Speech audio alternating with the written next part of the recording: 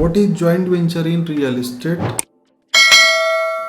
देखिए, ये ऑलरेडी मैंने बहुत बार रिपीट किया है। Fundamentals of Indian real estate जो अपना सर्टिफिकेशन प्रोग्राम है, कोर्स है, उसके अंदर भी मैंने इसको डिटेल में समझाया, या बहुत सारे ऐसे वीडियो यूट्यूब पे जो मैंने अपलोड किया है वहां पे भी इसका जिक्र हुआ है। इन शॉर्ट में आपको बता देता हूँ, joint venture is a type of development जहाँ पे लैंड ओनर और डेवलपर इकट्ठा आते हैं। It might be a residential construction, commercial या प्लॉटिंग प्रोजेक्ट। अब joint venture is indirect A partnership. Land owner का लैंड ऑलरेडी है उसके पास, उसके नाम पे, तो उसको कंस्ट्रक्शन के लिए कोई पार्टनर चाहिए जो ट्रस्टेड होगा, रिनाउंड क्रेडिबल पर्सन होगा। अब इस केस में दोनों का फायदा है। लैंड ओनर को कंस्ट्रक्शन के लिए या लाइजनिंग के लिए, एग्जांपल सैंक्शंस लाना है, अप्रूवल्स लाना है, गवर्नमेंट का चालान पे करना है या कंस्ट्रक्शन करना है, उस केस में लैंड ओनर को एक्सपर्टीज की जरूरत नहीं है। He can shake a hand with any renowned player. उस केस में उसका बेनिफिट क्या हो रहा है कि विदाउट एनी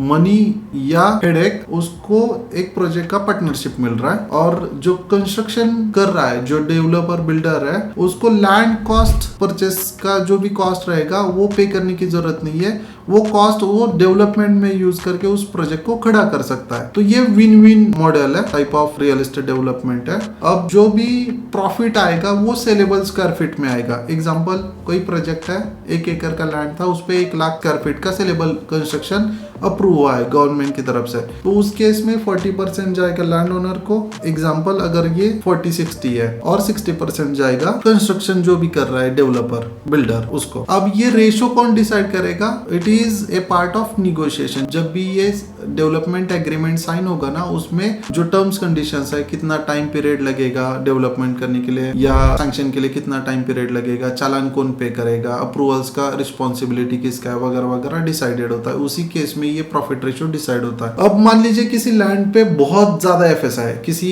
लैंड पे 1 का एफएसआई है, तो उस केस में 60-40 वो काम कर जाता है। अब किसी प्रोजेक्ट में बहुत ज्यादा 4 का एफएसआई है, तो वहां पे लैंड तो उतना ही है पर कंस्ट्रक्शन 4 टाइम्स ज्यादा है कंपेयर टू 1 एफएसआई। अब यहाँ पे जो कंस्ट्रक्शन करने वाला डेवलपर है या बिल्डर है, उसका इन्वेस्टमेंट साइज ज्यादा है, because he needs to deliver more saleable area. तो उस केस में लैंड ओनर को 30% एंड डेवलपर को 70% ऐसे रेशियो में काम करना होगा।